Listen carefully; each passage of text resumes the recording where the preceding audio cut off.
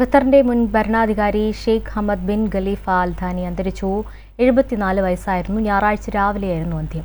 ഖത്തറിൽ 4 ദിവസത്തെ ദേശീയ ദുഃഖാചരണം പ്രഖ്യാപിച്ചു. അതേസമയം നിര്യാണത്തിൽ ഖത്തറിലെ വിവിധ മലയാളി സംഘടനകൾ അനുശോചിച്ചു. Middle east ബ്യൂറോയുടെ report. 1995 മുതൽ 2013 വരെയായി 18 വർഷക്കാലം ഷെയ്ഖ് ഹമദ് ഖത്തർ അമീറായി സേവനം അനുഷ്ഠിച്ചു.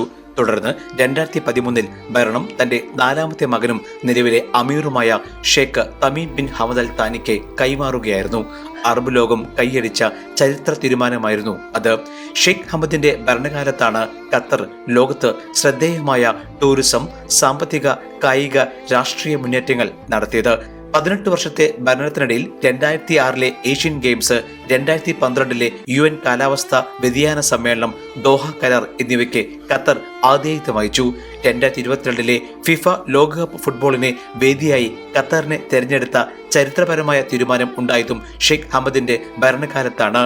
രാജ്യത്തിനും അറബ് ഇസ്ലാമിക ലോകത്തിനും വേണ്ടി അദ്ദേഹം ചെയ്ത സേവനങ്ങൾ മഹത്തരമായിരുന്നു. ഇന്ത്യയുമായും മലയാളി സമൂഹവുമായും മികച്ച ബന്ധം കാത്തുസൂക്ഷിച്ചു. ഇന്ത്യൻ പ്രധാനമന്ത്രി നരേന്ദ്രമോദി നിര്യാണത്തിൽ അനുശോചിച്ചു. ഖത്തറിൽ 4 ദിവസത്തെ ദേശീയ ദുഃഖാചരണം പ്രഖ്യാപിച്ചിരിക്കുകയാണ്. ജയ് ഹിന്ദ് ന്യൂസ്, ഖത്തർ.